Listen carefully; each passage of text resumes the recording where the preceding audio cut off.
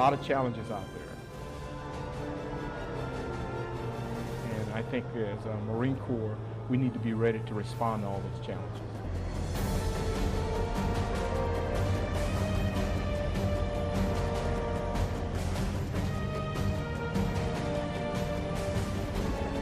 We're training now for contingencies or whatever may confront this nation in the future.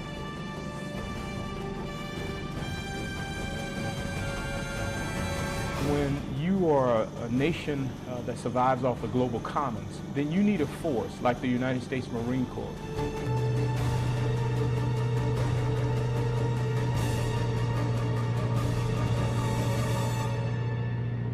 The United States Marine Corps stands ready. Good morning, ladies and gentlemen, and welcome to our coverage of Steel Night 2013.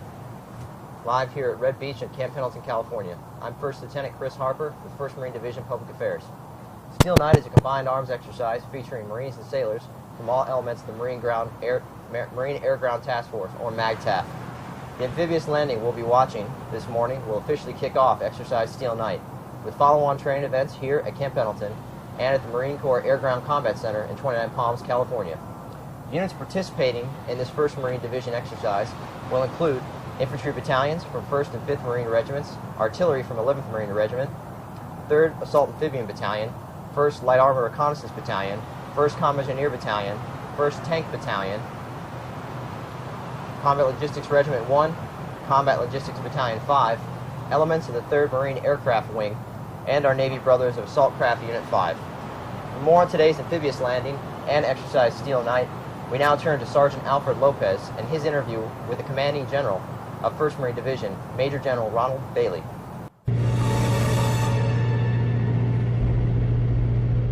Good morning, ladies and gentlemen. My name is Sergeant Alfred Lopez. I'm a combat correspondent with 1st Marine Division Public Affairs. Today we have the Commanding General of 1st Marine Division, Major General Ronald Bailey, here to talk to us about Exercise Steel Night. Good morning, sir. Good morning. All right, sir. Basically, we're here to try and give the audience a better understanding of exactly what's going on with Exercise Steel Night and what it is, sir. It's described as the return of the Marine Corps to its core competencies. Can you describe to us what those are, what our core competencies are, and how we've diverted from them for the past 10 years, sir? Well, let me take you back to state that this year's Steel Night's a division-level exercise. And it will give us an opportunity as a division to focus in on our division command and control. When you start talking the core competencies of a division, we're talking offense, defensive operations, most importantly amphibious operations. So for us, when we talk about the transition back after being involved in OIF and OEF, that's the transition that we're talking about, to include such things as humanitarian disaster relief, things of that nature. But Steel Night started off as a armor exercise in the 90s and then evolved into a pre-deployment training exercise as our units were preparing to go into OEF. And so since that is on the drawdown, now we are focusing on division level skills. All right, sir. When you entered the Marine Corps, sir, what was a large-scale training exercise like? And like you mentioned, it's changed a lot because of OIF and OEF. Can you describe how that's changed? Yes, the large scale, what I would call or describe as a large scale exercise, was the Combined Arms Exercise, better known as CAX. And so we would all deploy, at least a battalion would deploy 229 Palms with the regimental headquarters as the command element. So having that regimental headquarters as command element, we had representatives or the squadron, the MLG representative in terms of the battalion, similar to what we have today in our combat logistics battalion. So that regimental headquarters was responsible for integrating the MAGTF and pulling the MAGTF together. So the regimental headquarters is the MAGTF headquarters with battalions. That exercise in total gave us an opportunity to work on our combined arms skills. So that's the difference. But what we're doing today, as we look at Exercise Steel Night, is the beginning or kind of the forerunner to our ITX, our integrated training exercises. So, but we're doing it from a division level perspective during this Steel Night. Obviously, the Marine Corps is a unique fighting force, as you know, sir. How are we uniquely equipped to address the future security needs of America, especially with regards to our interests in the Pacific, sir? Well, that's a very good question. I'll start by saying the United States is a global maritime power. We're the largest economy in the world. When you think about it from a broad perspective, a big picture scope, 21 of the 28 mega cities are near the littorals, basically about 62 miles away from the littorals. Large population centers are near the littorals. And so when you are a nation that survives off the global commons, then you need a force like the United States Marine Corps, which is a force that has a naval character. You know, we're a naval force, and we're able to respond today with today's force. So this is where training like Steel Night at the division level is very, very important, because as the ground combat element of a MEF could very well be deployed to conduct operations that may secure those littorals. So the Marine Corps is, in my perspective, is uniquely organized and qualified to fill those future roles. Partnership, capacity, and partnership building, these are the things at the Marine Corps. Stabilizing force, we work very well with joint. We create space for the nation and for commanders in an environment. Sure. Regimental Landing Team 1 is going to be basically heading the landing onto the beach for Exercise Steel Night. Mm-hmm. Could you describe the challenges of controlling an amphibious landing team, as well as how chaotic is it to establish an actual landing force operations center for RLT-1? One of the difficult things about an amphibious operation is the coordination, and so that's why Steel Night is very important. If I had a request to sign, it would be to have more amphibious ships. We don't have enough amphibious ships to be able to rehearse and train properly.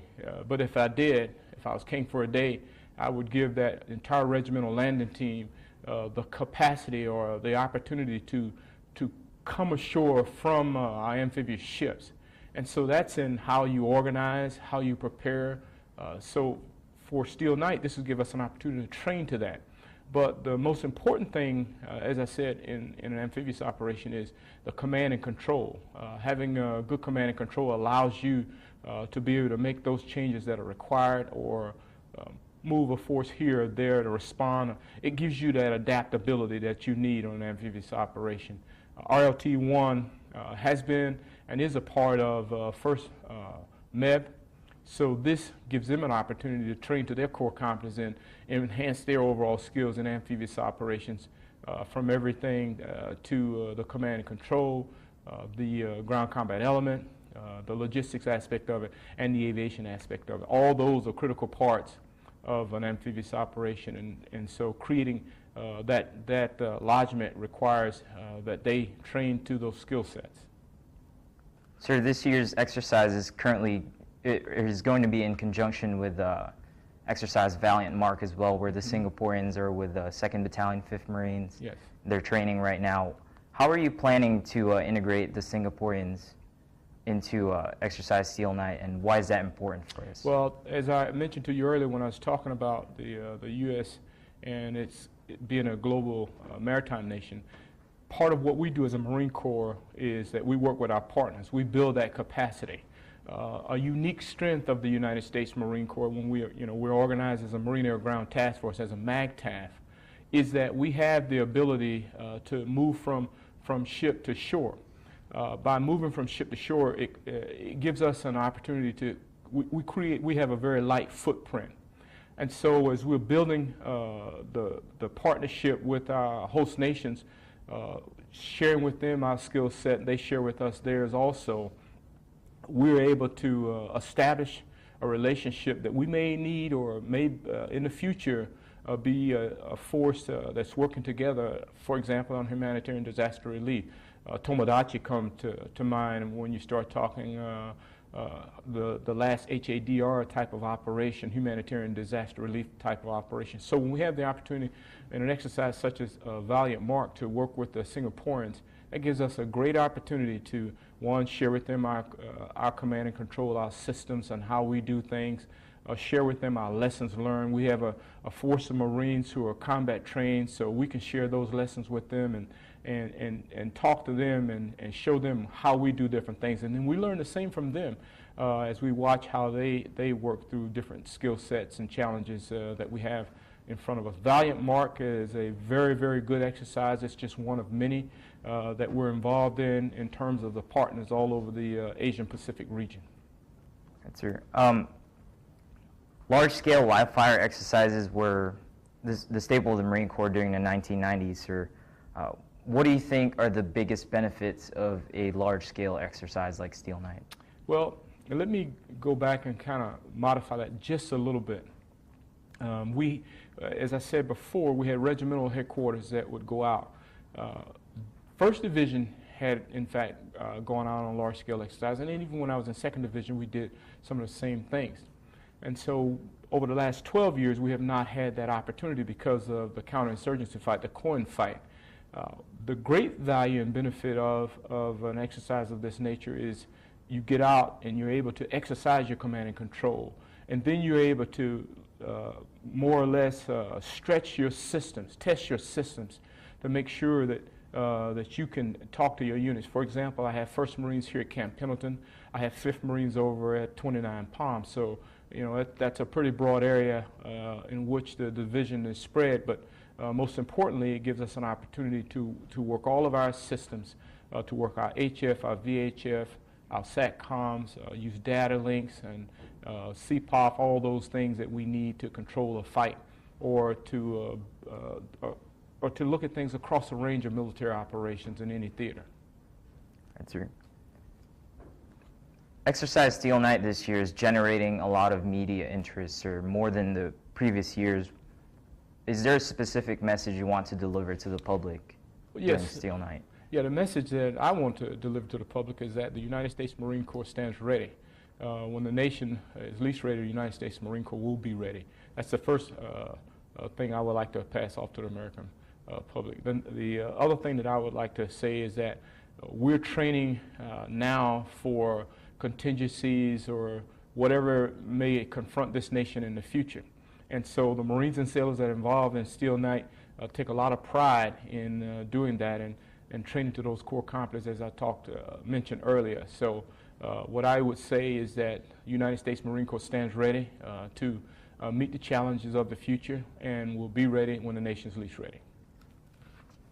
Sir, just switch my questions.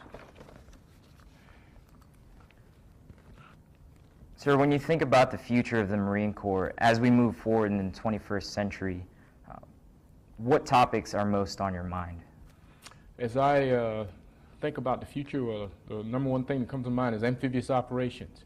I need ships to train with. That's the first thing that comes to mind. My units need ships to train with. So those are the type of things that I'm thinking about. But when I think about the Asian Pacific Theater, what I think about is partner capacity. I think about training with our partners and our allies in that region so that when something happens, it won't be the first time that we're seeing each other. It's not the first time when we're talking about the Marine Corps planning process, or it's not the first time when they'll see my Marines and sailors. And so when you have that type of relationship, it makes for moving into a very difficult situation, a very challenging situation like an HADR or an offensive type operation. It makes it a lot better when you have had an opportunity to train together, such as Valiant Mark, and you have seen each other's SOPs, the standard operating procedures. So that's the thing that I think about when I start thinking about the future and where we're going in terms of the Asian Pacific theater. There are a lot of challenges out there, and I think as a Marine Corps, we need to be ready to respond to all those challenges. Like you mentioned, sir, Exercise Steel Night has a lot of moving parts. Obviously, we're here in Camp Pendleton, then we're with the 5th Marines over at 29 Palms. What parts of the exercise are you most looking forward to seeing?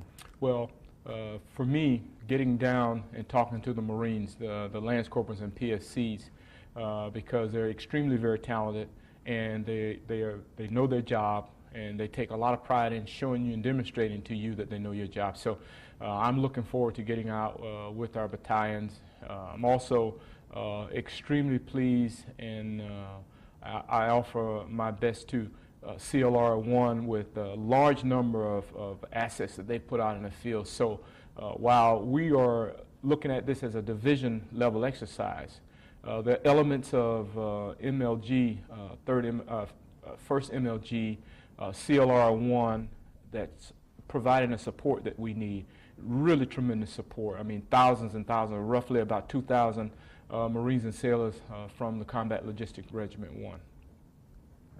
You talked a little bit about the junior Marines and wanting to see them and how talented they are.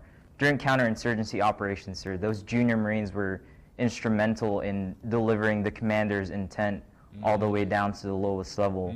Do you anticipate any change as far as the roles of those junior Marines when it comes to amphibious landing operations? Well, I will say that when we start talking about the Lance Corporals and the Corporals and the PSCs and those Marines and their role in counterinsurgency operations, more from a distributive operations perspective, it was that type of strategic corporal, very smart, sharp Marine that carried the day. They will continue to carry the day because it's leadership at the lowest levels that accomplish the mission. And so when they understand the intent of any operation, it helps everyone. So I'm very proud of those Marines because, one, they're very talented, they know their trade, and they take the initiative, and they have never failed to accomplish a mission. So they add to the legacy of our Corps through their professionalism and hard work and dedication.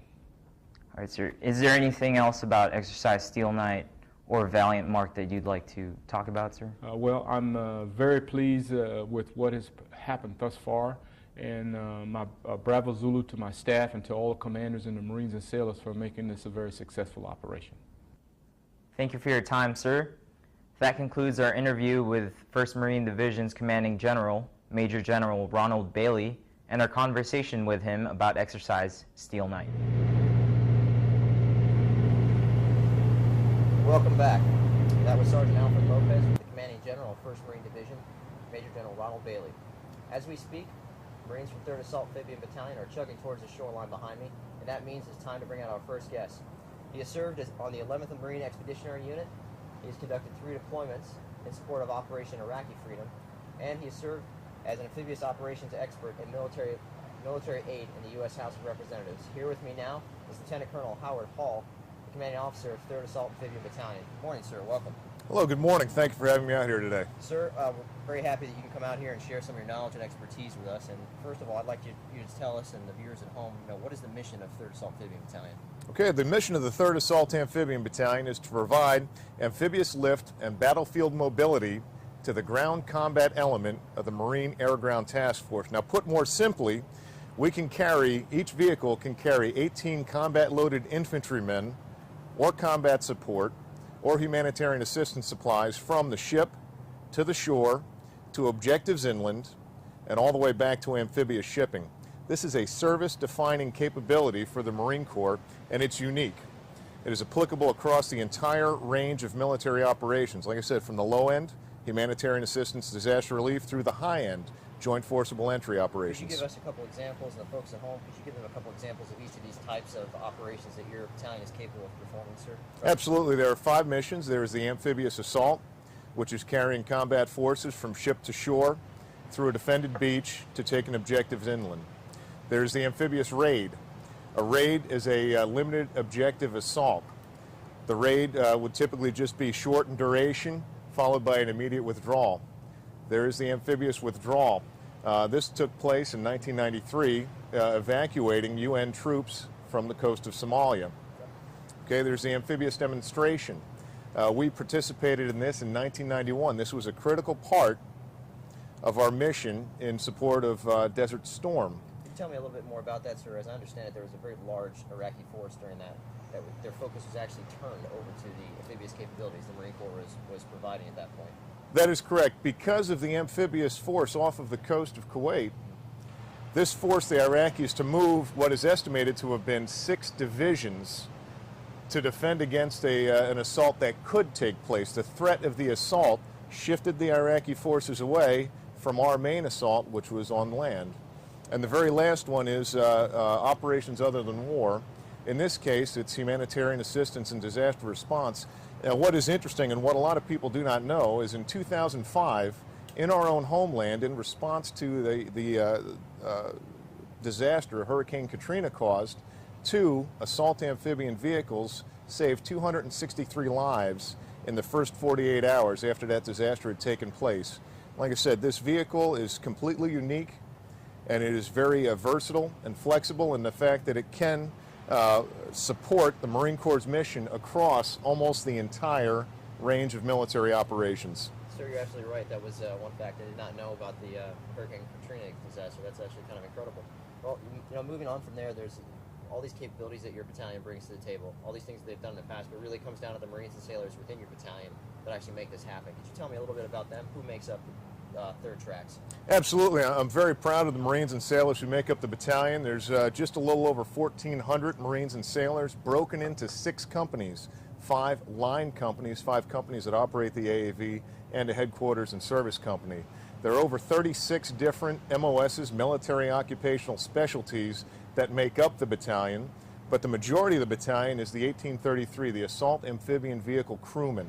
The Marines who are operating these vehicles we see out in the water behind us right now, and keeping those vehicles running is the 2141, the Assault Amphibian Maintainer, the mechanics who keep these 41-year-old vehicles running. Those seem like the heart and soul of the battalion. Absolutely. Them, they're not going anywhere. But I got to tell you though, every MOS is required to make this battalion run. Supply, communications, our armorers, all the way across. It takes every single piece, like a Swiss watch. Every piece has meaning, and that's what it takes to keep this battalion running. And for exercise Steel Night, sir, though, I know behind me we have your, I believe, Bravo company that's chugging towards the That's shore correct. right now. Is there another company that's actually participating in this exercise as well? That is correct. Charlie Company is out in the 29 Palms version of it. This is unique. This is the first time in all the years that Steel Night has been run that it is split between a Camp Pendleton portion and a 29 Palms portion. And just for the viewers at home, to give them a little more perspective, what is your, since this is a completely different mission than what's going on here with an amphibious landing, what is your Charlie company doing in 29 Palms? They're doing a live fire and maneuver exercise at the Marine Corps Air Ground Combat Center in 29 Palms. Because it's non-contiguous according to our map, but on the scenario it is contiguous in that they would be conducting the follow-on missions. This is the critical phase right here. Getting the forces ashore, establishing a lodgement, which means creating an opening for the rest of the MAGTF to come ashore. That is what's going on behind us right now. Charlie Company, because they're up in 29 Palms right now, is going to be conducting that follow-on mission. Okay, well, that sounds good, sir. Now, all this we were talking about, the Marines and sailors that are working hard to keep these vehicles running. I'd like to discuss a little bit of the capabilities of these craft, if you would. Just give me a brief overview of what an AAV is capable of. An assault amphibian vehicle is capable of approximately 60 miles an hour on land. It can keep up with the M1 Abrams tank. It can accomplish 6 to 8 knots in the water. It's got a 171-gallon fuel tank on it, which can get us 7 hours in the water or 300 miles on land. Sir, I hate to interrupt you, but can you describe what's happening right here? You see on our monitor, looks like it's from the troop commander turret. You are correct? Okay, if you can go ahead and describe it. Okay, absolutely. Like I said, this is the critical phase of the operation. These vehicles are coming ashore with either 18 combat-loaded infantrymen or 10,000 pounds of cargo. They have just hit the beach. We have leveraged reconnaissance assets to the best of our ability. We may have, the MAGTF may have inserted some reconnaissance elements on the beach to report directly to us to give us an idea what we're coming up against, but with a 50 caliber machine gun and a 40 millimeter automatic grenade launcher in the turret of that vehicle, which you can just about see right there in the shot, sir, they can defend themselves. Sir, it looks like we got another shot from the beach there. And we have more, and this is the rest of the first wave of AAVs that are coming in. This is your first platoon from Bravo Company, I believe. That's correct, and I've got to tell you, the first wave is the critical wave. They are going to gain and maintain the momentum of the operation. They're just like the offensive line on a football team. they will shape everything that happens from here forward in the operation. All right, sir. Well, hey, now as they're moving in, sir, what are these Marines doing as they prepare the beach for the follow-on waves of AAVs? Absolutely. If there are any coastal defenses, if there are any forces on the beach, they're using that weapon system you can see right there in the shot to try and neutralize and negate any enemy defenses and move forward as quickly as possible. And I'd like to pause real quick and remind all the viewers here, our audience at home, that there's actually no live fire going on at the beach this morning. Oh, that's correct. Yes, there will be no fire in this landing. So that's the first wave of the landing with AAVs. And actually now I'd like to get back to the capabilities of the AAVs and go to a report by our own Sergeant Jacob Hard. We can get that loaded up here. Right now you're seeing AAVs on Red Beach. Here's another one chugging in, sir. Absolutely. It may be interesting to note that the vehicle's 11 feet high. In the water, it's got a 9-foot draft. So really, there's only about 2 feet of the vehicle up above the water. Okay. Now, sir, when they are coming in, I know that there's an open hatch on the top of the AAVs, but when they're in the water, is that closed because there are Marines inside? That's correct. All hatches are closed, and it uses an air aspirator valve, so it's only going to take in air through the mushroom valve, is what they call it, the aspirator valve. To keep the engine cool, though, it uses a contact cooler on the bottom of the vehicle, which uses thermal diffusivity. It keeps itself cool in the water more effectively. But the point I was getting to with the draft, 11-foot vehicle, 9 feet of it's underwater, as you saw. It's actually, I don't want to use the word stealthy because that has its own connotations, but the vehicle sits low in the water, and the engine noise from the turbo is actually dissipated down into the water. It can make a somewhat stealthy approach just before first light. Well, I know we're sitting up here, sir, and I certainly couldn't hear anything coming on the beach right now. So it's definitely effective. Sir, if you take a look at the AAVs right now, can you point out the different positions in the AAV? Okay, similar to a car that we would be driving, the front driver's side, the left-hand side, or I guess the port side as we'd say it, that's the driver. Directly behind the driver is the troop commander. That is the Marine who is responsible for the embarked infantry. Senior infantryman sits right behind the driver, and you can see up in the elevated position is the turret.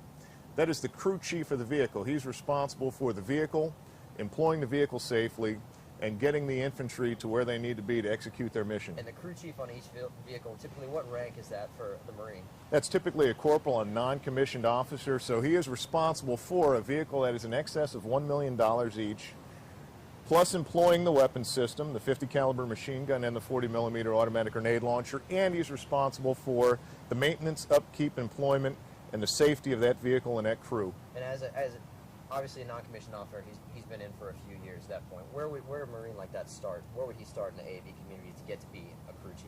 Typically the junior position, a brand new 1833 amphibious vehicle crewman, is in the rear. He's the rear crewman.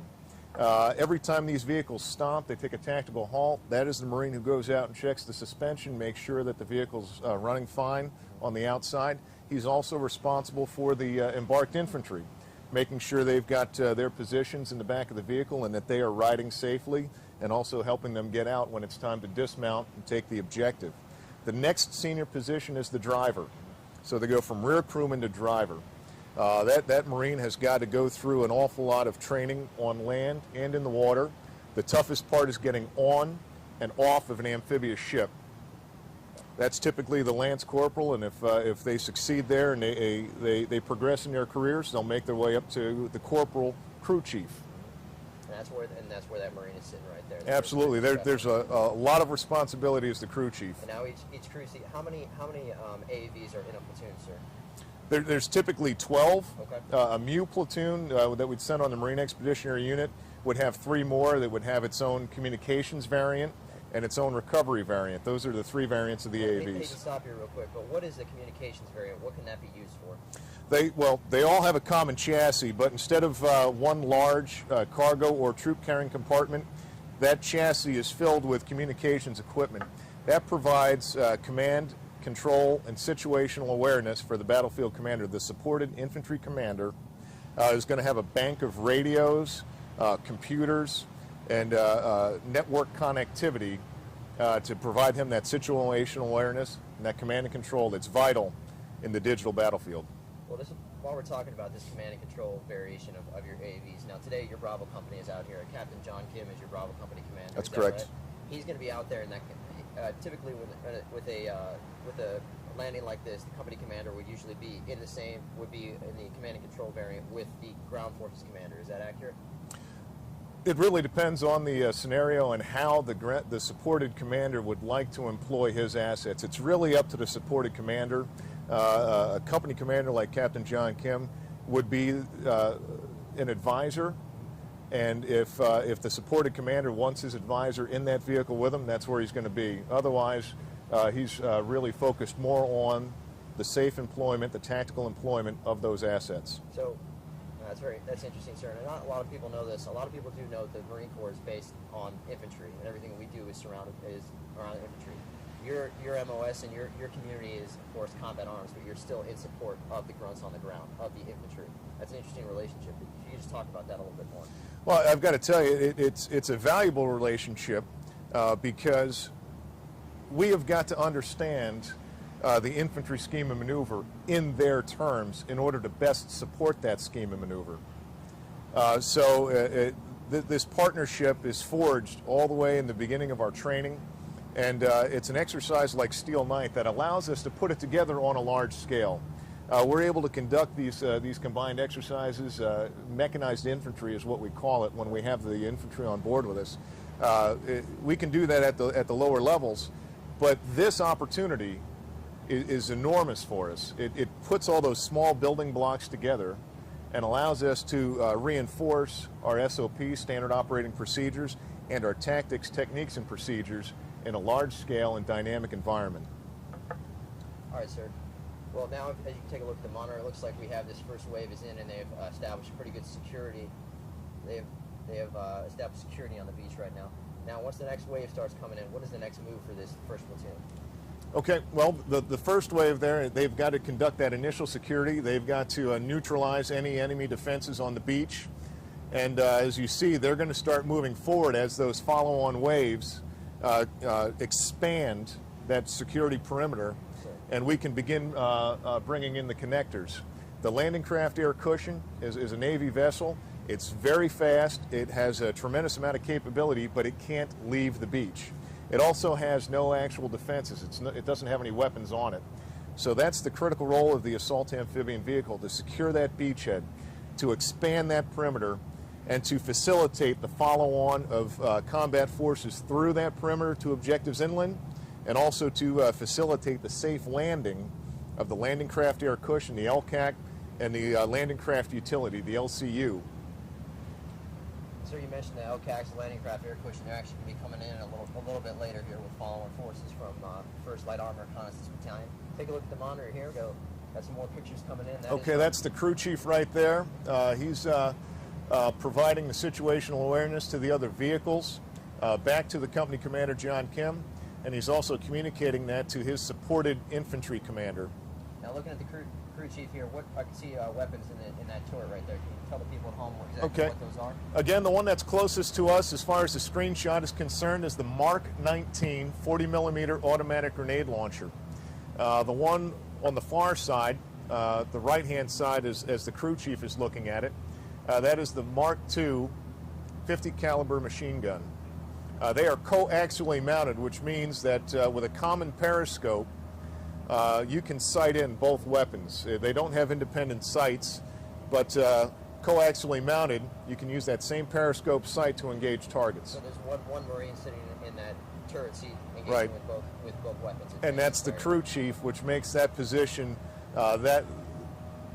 a lot of responsibility in that position. Let's just put it that way. All right, sir. Now it looks like we're on the same AAV, and we have the view of the driver. Is that right? Okay, that is the driver. And they are. Looks like they're heading our direction. They are most definitely heading our direction. To operate an AAV, it's actually similar to operating a car. It's got a steering wheel, it's got a shift lever with your forward and your reverse gears, a brake, and a gas pedal. Here's the opposite angle of that, sir. Can you tell me just a little bit about the formation you see here? Okay, they're in a column formation because they're the space available is actually limited. They've got the water on their left side as they're driving this way, and they've got some brush on their right. So a column formation is used just to get off the beach as quickly as possible. Based on what they've seen down there, they have neutralized any beach defenses. They've overcome any enemy obstacles that were present down there, and they're making best speed to get off the beach and start moving up to those additional objectives. All right, so now once they've moved up the beach, sure there's no enemy at that position, they're going to move on, and the next wave of Bravo Company should be coming onto the beach shortly. That's correct. Okay, sir. Well, it looks like we have now, the first wave of Bravo Company has now moved almost directly on our position, so we can actually look behind us. Right. Okay, they're actually setting up a second perimeter. I'm not in communication with the supported commander on the ground, so we can only guess based on what we're seeing. But what we're looking at right now is they're setting up a second perimeter to expand that security zone, to expand that beach landing site. Well, and speaking of right now, sir, while they're pausing security hall, can you tell me what kind of things the Marines are doing inside the AVs to prepare for the next event they need to go to? Okay, as far as the assault amphibian crewmen, the 1833s and the 2141s, they've taken a thorough assessment of the mechanical abilities within the vehicle. Was there any damage during the landing? Do they need to make any repairs before they move in? Check the status of your fuel systems. Check the status of your weapon systems, your ammunition. Before they make that push off the beach, they need to make sure they are 100% up and ready to go. The infantry is also passing messages back and forth on their tactical communications networks as far as updating the enemy picture. Have we gotten any additional intelligence feeds that will describe what they're going to face once they get further inland? That's all happening right now. All right, so it sounds like a lot going on right now. I actually like to cut the discussion short right now. We're going to go to we're going to go to a report. Right now we're going to be going to a report from Sergeant Jacob Parr. He spent a week with your battalion.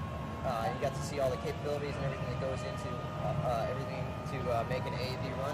We're going to go to a report from Sergeant Jacob Parr on capabilities of AAVs. Thank you.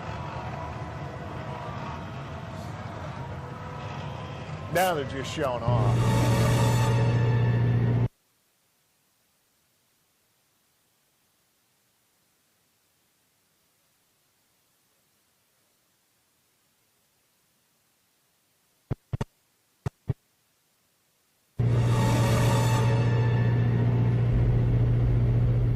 When the Marines need to take a beach, the amphibious assault vehicle gets them there. Second Lieutenant Connor Murphy commands a platoon of AAVs. He understands the capabilities it brings to the fight.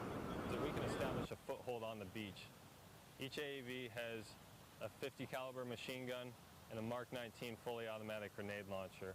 It allows us to create a great deal of suppression on the enemy, create a good standoff distance, and allow the infantry to assault through the objective on the beach. Introduced in the 1970s, the AAV remains the key component of the Corps' amphibious strategy. It can move more than 20 Marines in their gear.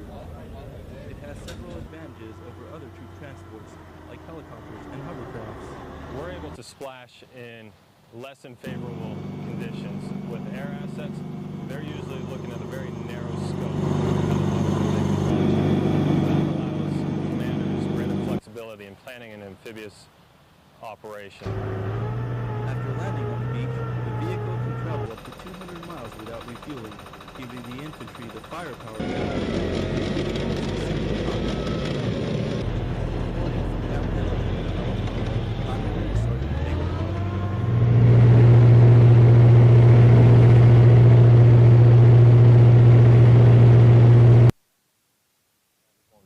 And welcome back. We're here with Lieutenant Colonel Howard Hall, the commanding officer of 3rd Assault Amphibian Battalion.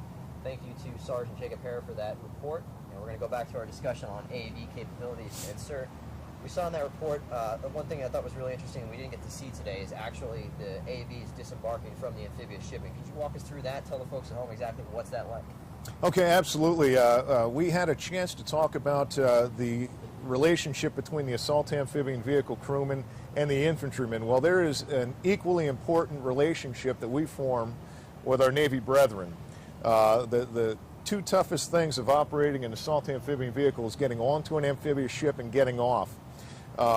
We rely heavily on the seamen, the Navy sailors who are controlling our operations inside of the well deck. It's a 26-ton mechanized ballet inside of a very small area inside of those amphibious ships.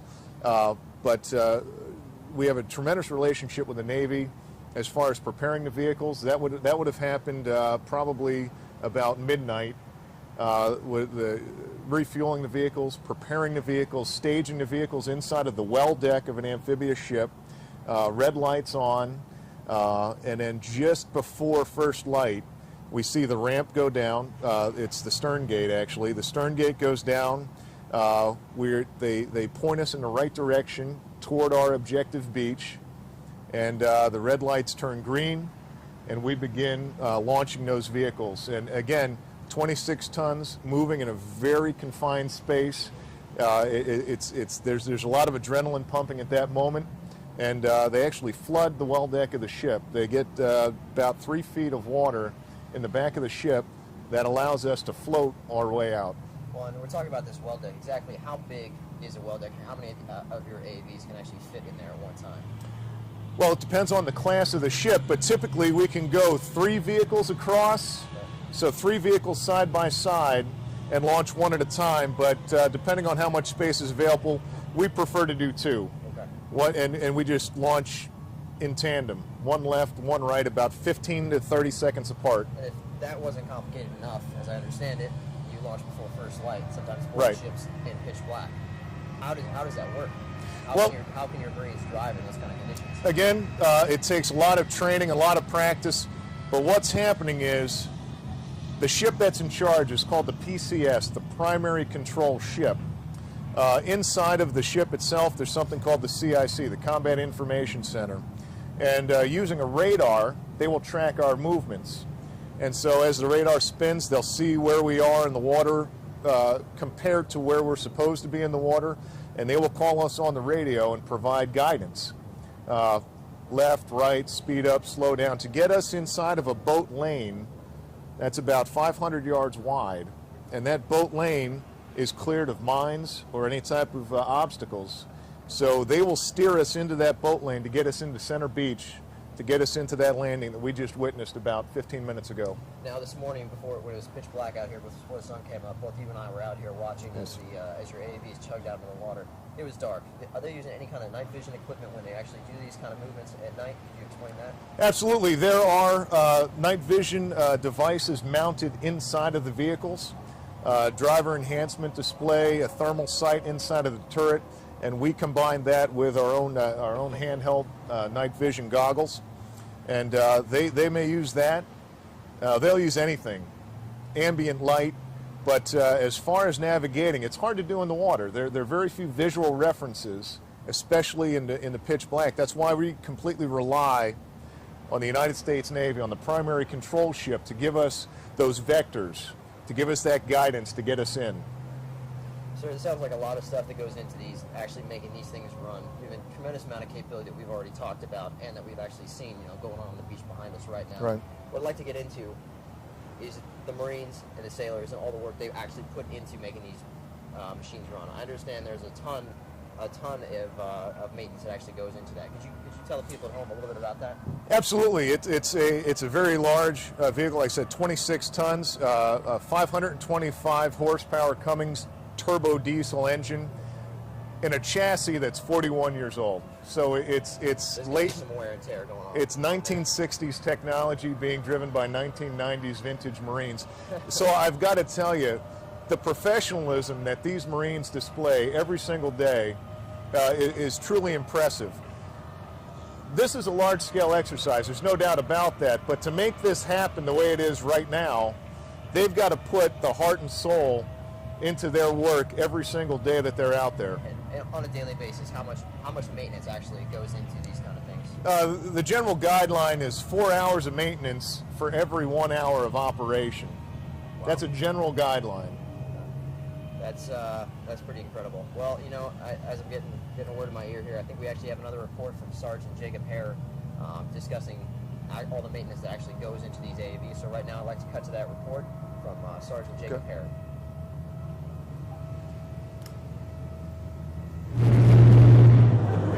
Yeah, he is a famous guy.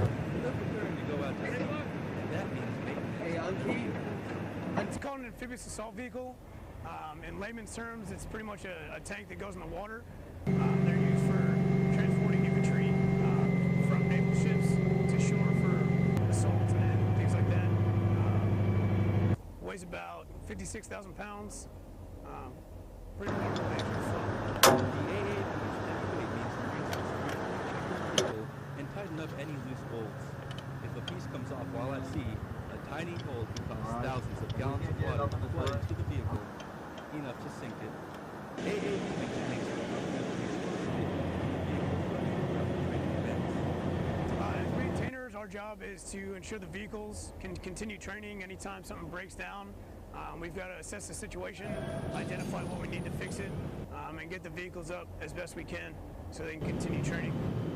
That often means late nights, watching other Marines are resting, getting scheduled. Usually you're freezing cold, you're exhausted, you know, ready to hit the rack, and then something goes down and you got to jump out, and you've got headlamps or, you know, someone holding a flashlight, but you got to do what you got to do. Reporting from Camp Pendleton, California, I'm Marine Sergeant Jacob Harwood.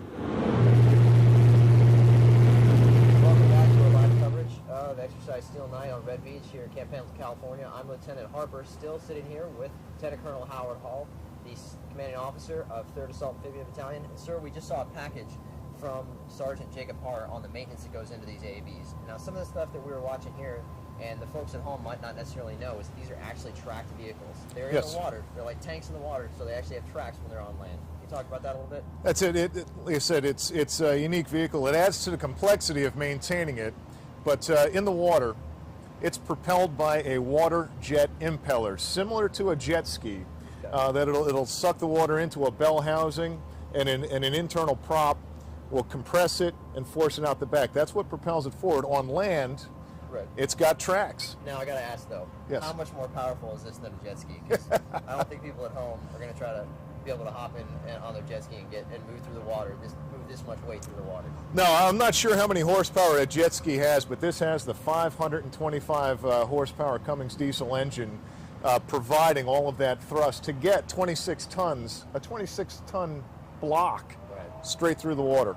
Now once we actually see that impeller get to the beach, now we hit the beach and we're rolling on tracks. Can you tell me about some of the maintenance that actually goes into that? Because in the video, in the report from Sergeant Harper, we saw Marines getting out and tightening lug nuts on those tracks seemingly every time they stop. Every single time they stop. That's the duty of the rear crewman under the supervision of the crew chief to get out and check the bolts on each of the road wheels to check the track tension. If there's too much track tension, it can break. If there's not enough track tension, it'll slap up and down against the chassis of the vehicle and eventually throw the track off of the guide wheels. Right. And that's not a good thing. That's a very long repair. And they do this whenever they have some downtime. It's just because of the weight of the vehicle and also the age of the vehicle. It's makes the it weight necessary. and the age and the importance of the mission, because it's important to keep that vehicle running just by itself. But you know, we've got some important cargo, 18 combat loaded infantrymen in the back of that vehicle, and we've got to get them to the objective safely. I think what's also interesting is that it could also be getting that humanitarian assistance to that area where and when needed. We talked about the tracks and the impellers. This vehicle has 3 modes of operation. Water jets, which is just the jet impellers. Water tracks, which is both the impellers and the tracks itself. And then just land mode with the tracks only.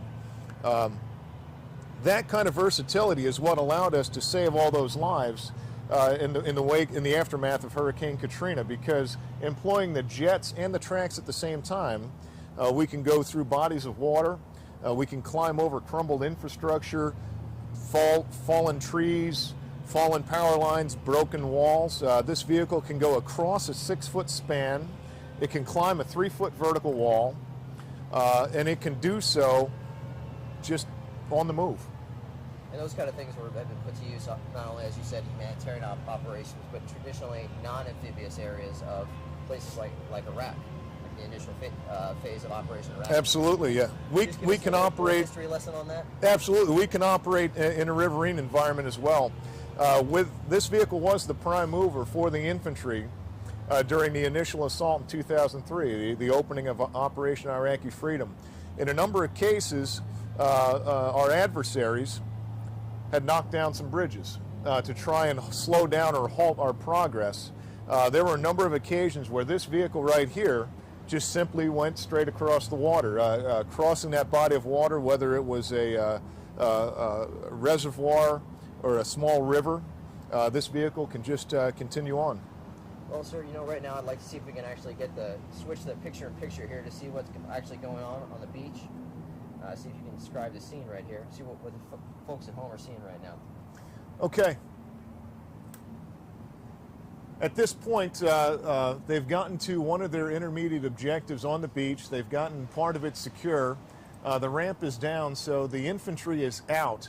Again, it's that mechanized infantry combination that makes us potent.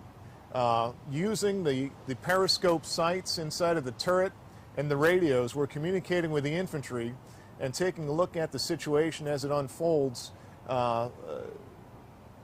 as we move forward. Okay. So it looks like these AAVs right here are posted security and waiting for the next follow-on wave. And that's exactly it. Okay. Well, sir, is there anything else you'd like to add about the maintenance that goes into this? We talked about the tracks, talked about the impeller actually getting these to the beach, and then the tracks take over once they get on there. What's the kind of maintenance that's going to actually go into this after this exercise today? This is a very large-scale event for you guys. Well, two things. First is these Marines are going to have to maintain these vehicles throughout the entire exercise. The tactical halt, that's the reason that rear crewman is out there with a wrench, pliers, a flashlight, and a rag, checking out the entire suspension system. They are going to maintain these vehicles the entire time. So there's literally no downtime for these Marines today? Practically none whatsoever. I mean, they do need to get some rest eventually to keep them effective and in the fight, but through the tactical operation, through the tactical progress of this exercise, they're going to be maintaining these vehicles the entire time. When this exercise is over, there's going to be a lot of maintaining to do, but everything is a training opportunity for us. So it keeps us sharp. That's good. Always a good thing in the Marine Corps. Right now, sir, we're cutting to a wide-angle shot here. Looks like our combat-loaded infantry, as you had previously stated, they've disembarked the AVs and are setting up perimeter security here. They're setting up perimeter security. One of the downsides of the assault amphibian vehicle is the limited visibility. The three positions are forward. The driver, the troop commander, and the crew chief are all forward in the vehicle. They don't have a good 360-degree field of view. So as we get off the beach, even though we're still relatively close to it, as we get off the beach, we dismount the infantry to really get that 360-degree view of what's going on. That'll get the infantry also acclimated from, let's see, they spent probably about a little over an hour inside of those vehicles. So they're getting acclimated to the light, they're getting acclimated to the soil and the ground, and they're getting ready to move forward. Now, most people watching haven't actually been inside one of these. I know you have, sir, and I've had the pleasure of riding in tracks many times before. So it's pretty loud. It's cramped, and I know that they'll maxim is, hey, always fit one more. We can always fit one more, and I've got to tell you, it is dark. It is difficult to maintain that situational awareness, especially for the infantry.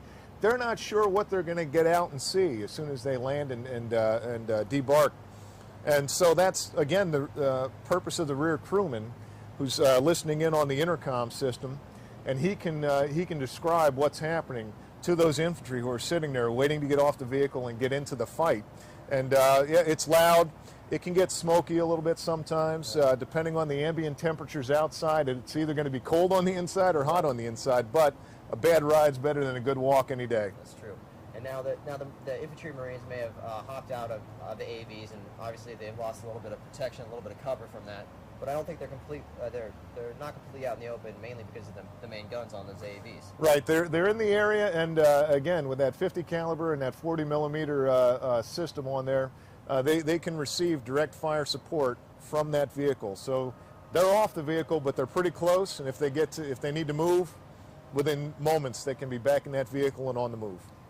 All right, sir, I'd like to kind of shift the discussion over to a little bit more broad topic of amphibious operations and partnering with our allies in the Pacific in conjunction with those. Now, as we stated earlier, you were the amphibious operations expert, served as a military aide on the U.S. House of Representatives. Can you tell me a little bit about your work there? Absolutely. It was a very interesting tour of duty.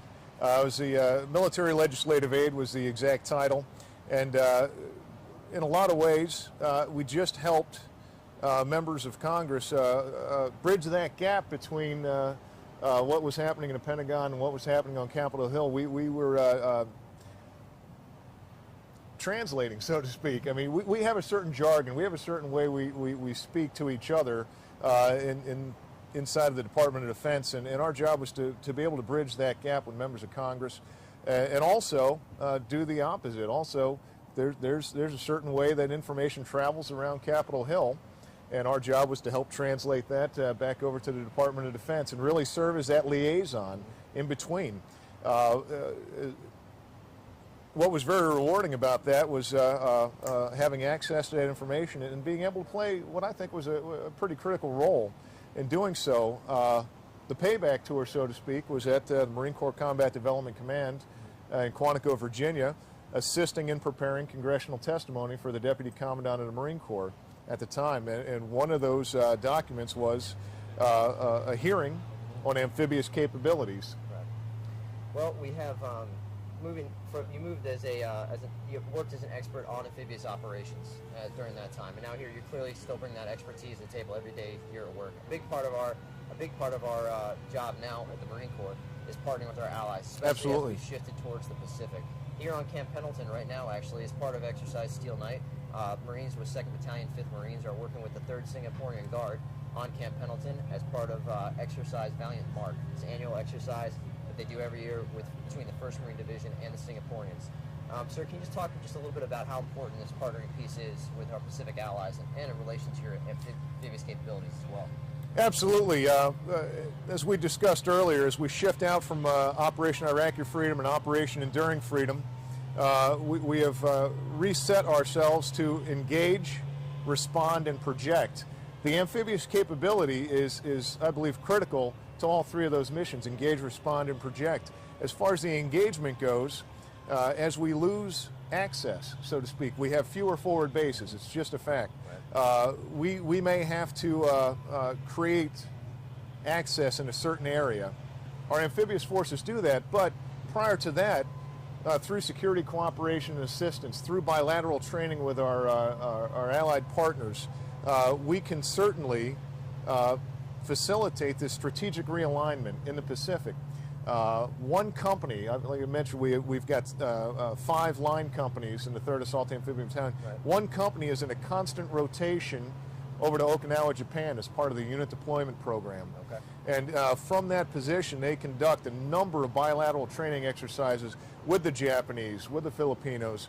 We're in a position to train with our other partners in the Pacific, the Australians. And in this case, we've got the Singaporeans here. Right, and that's very relevant. It's Exercise Valiant Mark is being conducted in conjunction with Steel Night. Yes. Obviously, we've kicked off Steel Night. We've seen behind us today, and we've also had some of our Marines reporting on some of the work that your Marines with 3rd Assault Amphibian Battalion have done with the Singaporean Guard and 2-5. So hopefully, shortly, we can cut to a report from Sergeant Alfred Lopez on this Valiant Mark training. Now, during this training, they actually came out and did familiarization training with Yes. the AAVs. Can you talk through just a little bit about what your Marines were showing the Singaporean Marines? Okay, absolutely. The first thing is just learning how to get on and off the vehicle. It may sound very simple, but getting up and down that ramp, finding your positions inside of that vehicle, and understanding ingress and egress procedures. Operating in the water, each of our embarked infantrymen must wear a flotation device and a life-saving device there. Getting used to that is also something, and how to store your gear in conjunction with the personnel inside of the back of that vehicle is interesting. Situational awareness, you get off of the back of the vehicle is actually difficult to establish. If you've been driving around and you're being dropped off in an area you're not familiar with, getting off the vehicle and establishing that situational awareness immediately is a small unit leadership tactic, which is, well, I mean, it takes even our Marines takes a little bit of getting used to. So with a foreign nation, it takes a little bit more to get used to. Well, it sounds like that partnership has been going well. It's been going strong for for many years now with 1st Marine Division and the Singaporean Guard. I know when Sergeant Lopez was out there working with them and working with your Marines at 3rd Tracks, they also did the dismounted infantry piece, like we have seen behind us today, and that we've already described. They did close quarters combat training within the mount town that's actually just beyond the tent we're sitting in right here. Can you just talk about moving from the AVs and then up to this mount town? What kind of things would they be looking at training?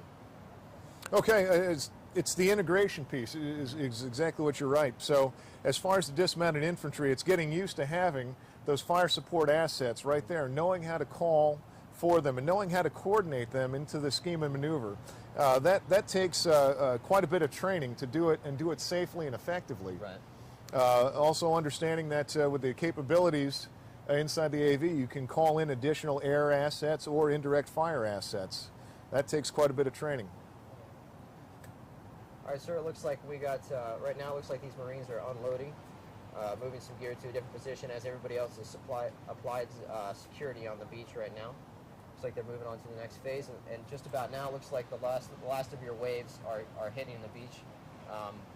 Final platoon is coming in now. As the final wave of your AVs from Bravo Company are hitting the beach, sir, what's the next move for your company? Oh, they're going to move to the inland objectives. There's a number of different ways that maneuver is going to occur, whether it's bounding or an overwatch position. That's going to be determined by the enemy threat and the type of the terrain that's out there. This is where it's critical, again, to form that relationship with the infantry. We've got to understand each other's language. We've got to understand each other's skills and the needs so we can best support them. We are in a supporting role at this point, but we play a critical role in that support because we can get them there quickly, get them there safely, and provide that direct fire support all the way through. Sir. Right now we're taking a look at some, I believe these are infantry Marines now. I saw them taking off life jackets, and that's a requirement anytime they're in these vehicles. Is that correct? That's correct. Okay, sir. And that's for obvious reasons they wear this. And now that they're out on the sand, they're getting out of those and then prepping for the following operations. These Marines have not dropped their gear quite yet because they're providing security as their fellow Marines are getting ready to roll up onto the beach. Now, sir, we're talking about the landing force and everything. Can you tell me a little bit about who is actually conducting that landing today as the ground force commander? It's going to be 3rd Battalion, 1st Marines, as I understand it, under Lieutenant Colonel Tippett. That's correct. And so, and we are just one part of it. I mean, that is the true and robust nature of the MAGTF, the Marine Air Ground Task Force. This is just one of the many elements that would be employed in a joint forcible entry operation. We've secured the lodgement. We've opened up the landing site. We've provided security on the beach. And I believe the landing craft air cushion is going to be coming in with the follow-on forces, the light armored vehicles, the combat engineers, tanks, artillery. We've opened up that door and provided that conduit for them to come through. Concurrently, based on the scenario, based on the threat, there'd be a heliborne landing force that would come in. And behind all of that is the sustainment to keep us going. So it's a synergy. And it's you know, we're here to open up that door to begin that momentum and maintain that tempo all the way through. Because this is a training exercise and there's not a lot of live fire right now, we just want to stick to the basic building blocks to get this very critical part as part of our muscle memory right here and now. And obviously it's been a while since we conducted as a Marine Corps conducting this kind of like large-scale amphibious landing operation, since we've been doing things like Operation Iraqi Freedom and Operation Enduring Freedom. Do you see us doing more of this in the future? Oh, absolutely. And you know, we look forward to every single opportunity that we can get to practice this. Like I said, this is critical. This is a service-defining capability for us. This combined mechanized infantry team, and then you know that is supported by the Marine Corps Navy team. We've really got to focus on this every chance that we get. There are a number of opportunities through the year. We've got Steel Night right now, Iron Fist with the Japanese, Dawn Blitz, Pacific Horizon. There are a number of large-scale exercises, but they're only possible if we get out and practice the individual tactics, techniques, and procedures every opportunity that we get. All right, sir. Well, hey, I think that's about all the time we have for you today, but I want to thank you for coming out and sharing your knowledge. Is there anything you'd like to add before we step off here?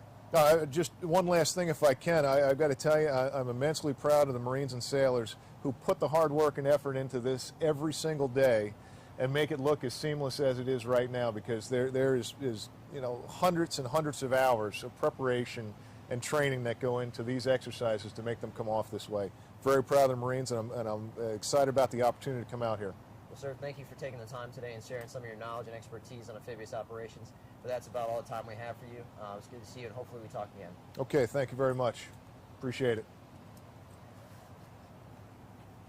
And for now, we're going to go ahead and take a quick little break here at Exercise Steel Night. We'll be back in a few minutes, live at Red Beach in Camp Pendleton, California.